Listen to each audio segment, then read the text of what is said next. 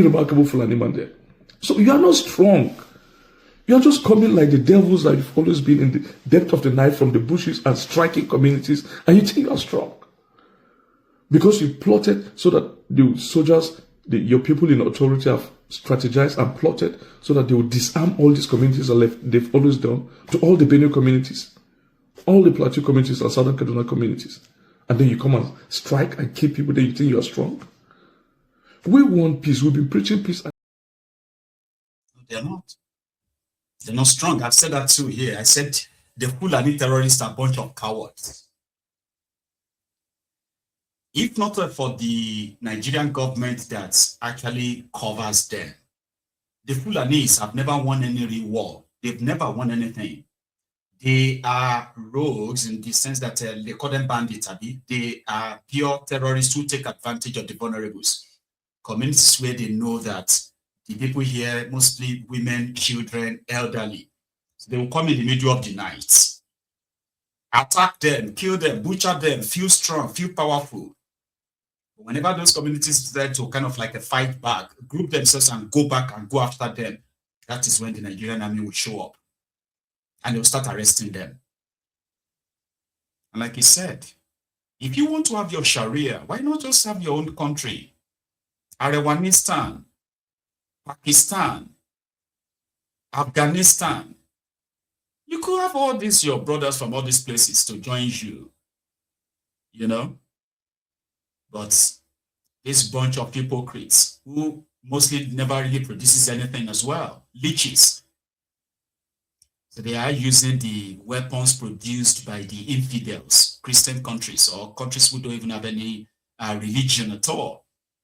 They are using their weapons, right, to spread their jihad in other places. So, yeah, you need to better swim mind for everybody to just probably go their own separate ways. It's a common sense thing, okay? But it's also right.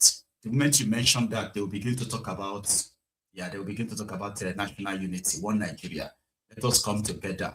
We should not be talking like this. We are all the same. Don't let people divide us. They'll begin to play the takia and other nonsense to make you feel like maybe you are just overreacting. Maybe it's not that bad.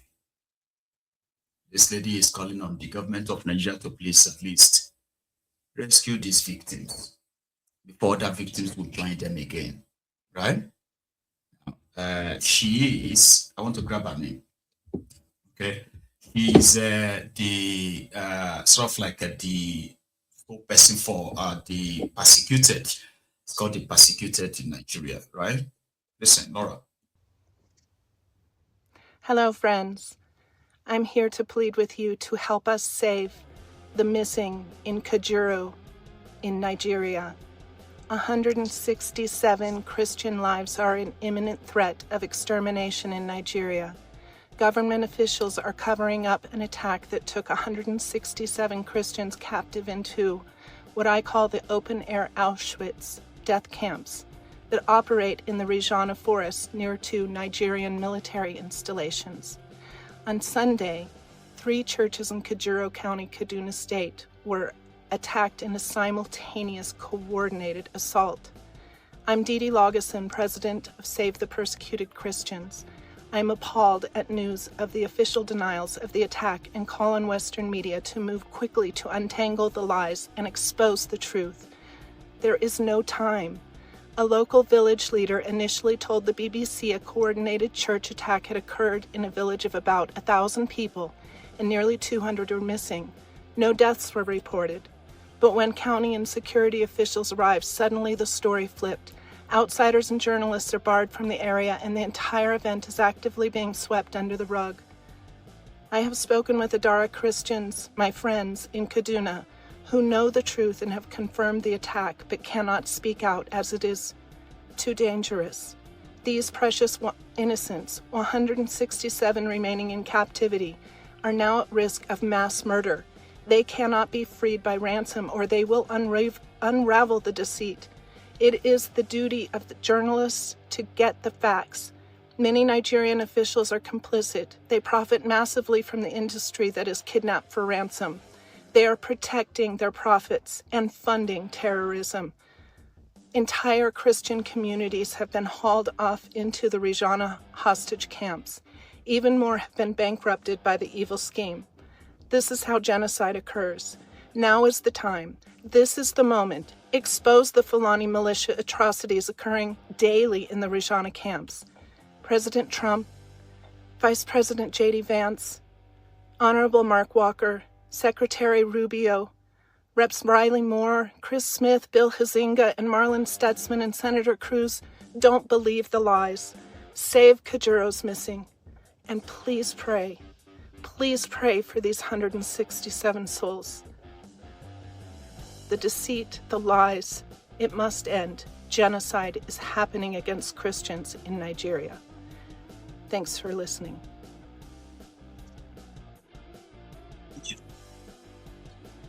This afternoon,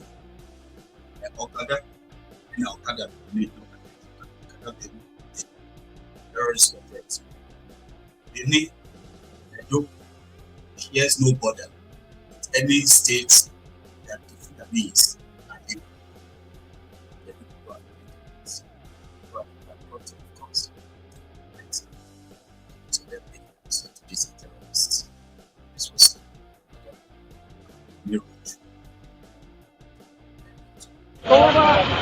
I'm a kidnapper for broad daylight.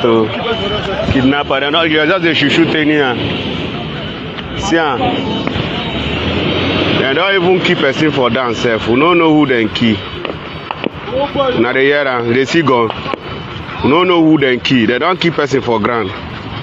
See, that truck so they hold and stand. Everybody they watch, they didn't carry anything from here. See,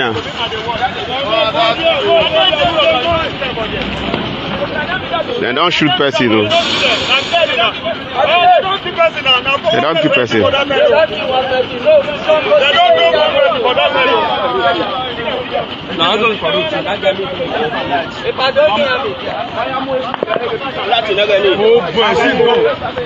They just shoot gun anyhow. Nobody they safe for this country again. No.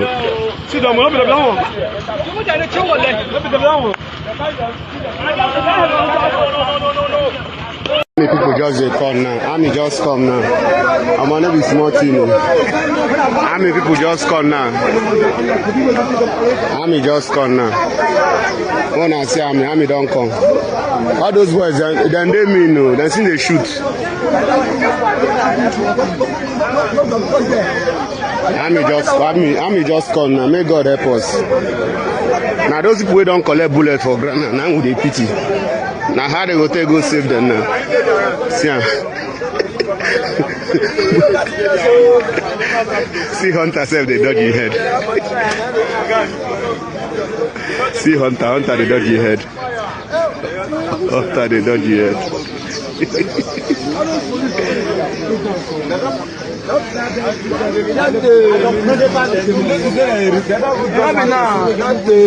don't drop one person for them. The criminals, they kill one person. I don't know why the criminals, but they don't kill one person for that.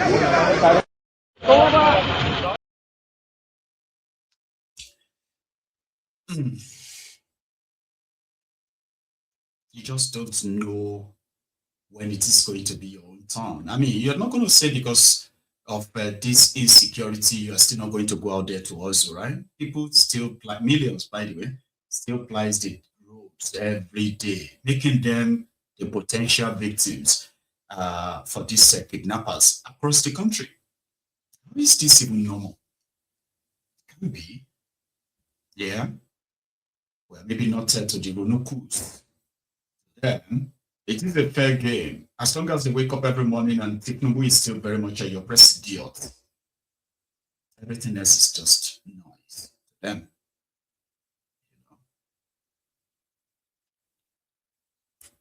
Anyway, let's take a quick detour from this to something else again.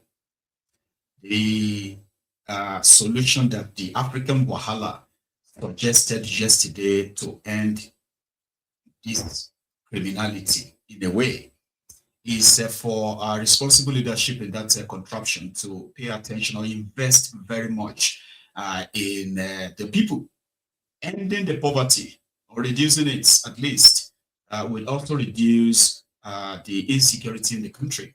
African Wala proposed that yesterday, but we all know that that's kind of like a lot of ask.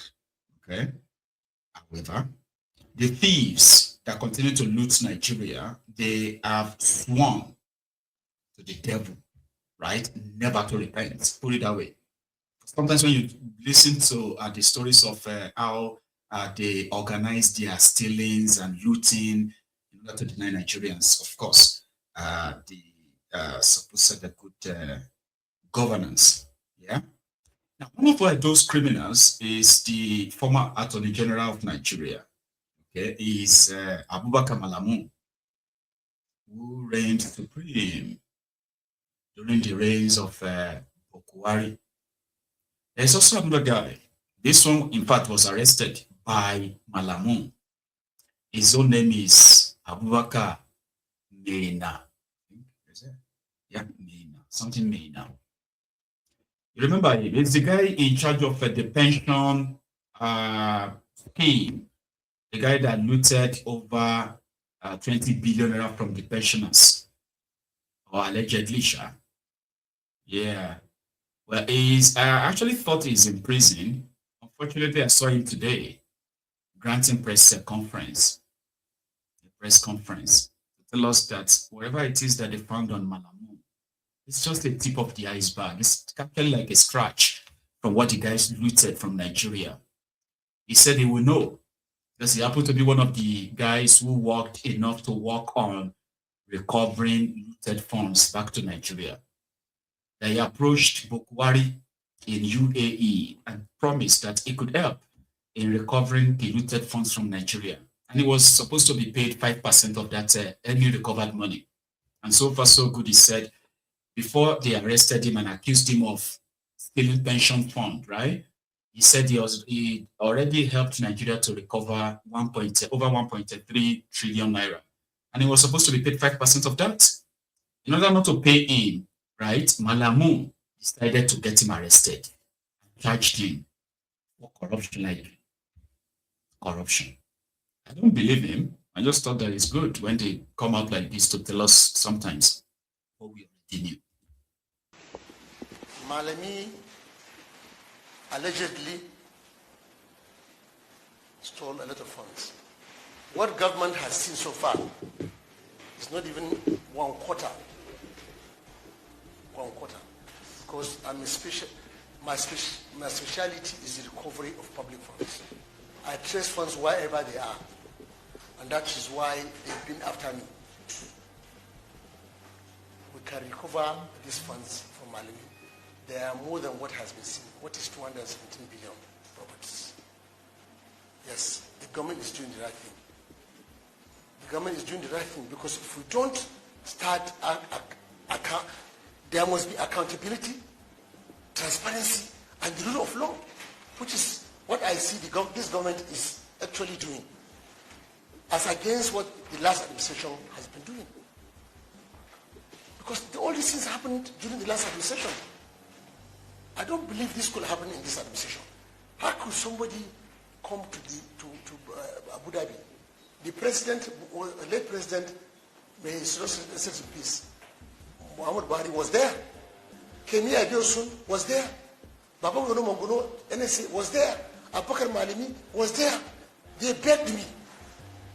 I refused to come to Nigeria. They went back to Nigeria, went and made my mother insist that I must come. Because Jonathan had told them I recovered 1.6 trillion during his time. This can be stated by Ngozi Okonjo-Iweala. She's there.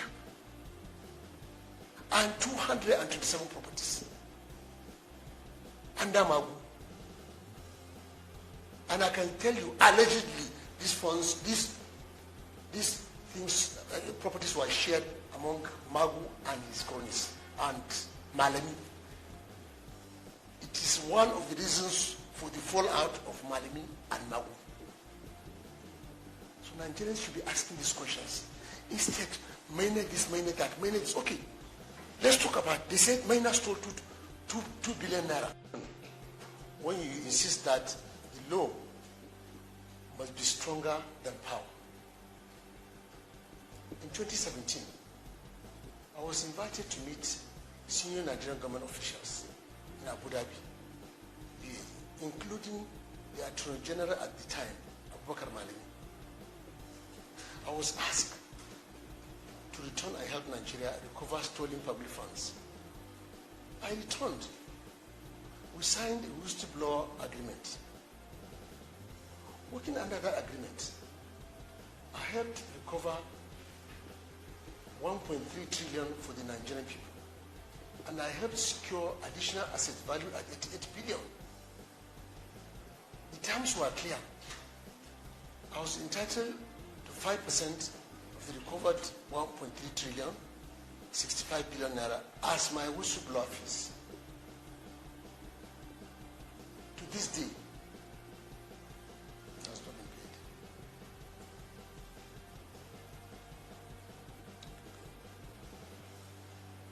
Instead, I was asked to share it. And from me, I refused. And from that moment, the price of saying no was paid not only by me, but my family. Before I began to ask, because I began to ask questions, simple questions, about 227 recovered properties placed in government custody. Where are they today? Who is managing them? What has Nigeria gained from those 227 properties? Instead of answers, I faced threats. Then my son was dragged into it. My son was accused over allegations said to be from 2010, when he was only 11 years old. Before I even held any public appointment. How does a system look at an 11-year-old child and call him a criminal?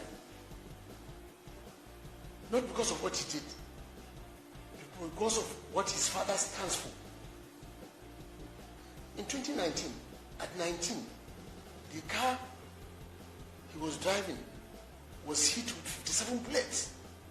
The car is there for you to see. He survived it. After he survived, he was detained and brutalized. SARS. A teenager, a son, a human being. So tonight, I am not asking for pity. I'm asking for accountability and for basic human decency. How was Nuisance Lele. He's a madman. Oh. I don't want you to believe. I just want you to kind of like hear his own part, trying to tell us that Malamu, whatever they found with Malamu right now is not even up to 1/4 of what he looted. He mentioned Maguluta Crook. Remember the Maguluta Crook, right? The former EFCC guy that got locked up in the Aso Rock cell. Remember that guy?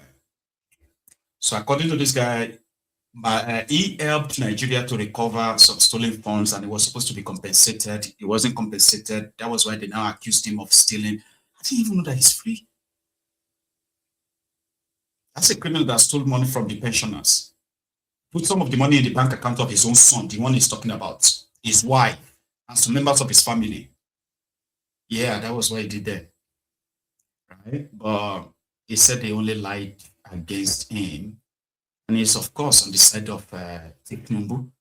So he believed that not only that the Bokwari betrayed him, but he wasn't paid the money he was supposed to be paid. Right? This guy's mad. You know? So he said he's a full a whistleblower that wasn't paid, but he was appointed as the chairman of Nigeria Pension Commission or something. And within a year or two, right? According to him, he was managing to stop the people who are stealing the pension fund in Nigeria, only for the same pension money to find its way into different bank accounts of people that were linked to him. But right now, he's happy that the guy that denied him the 66 billion naira that they were supposed to pay him for helping Nigeria to recover looted funds, right?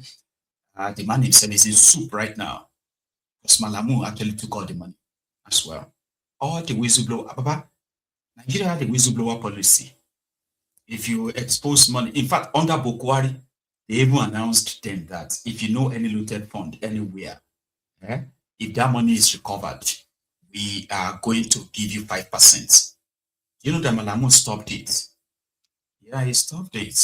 Some are accusing him of actually, redeeming such money and hunting down the whistleblowers so that they will never be able to make any claim to that money. So Malami is so rotten that a lot of criminals who have been burned by him are always going to probably come out now to take their own pound of flesh. Now that the criminals in charge of Nigeria are rewarding other criminals and punishing other criminals. It's crazy, right? I'm not talking about criminals. Awujale of Ijebuland, Oba Sikiru Adetono died last year, right? And he's been buried.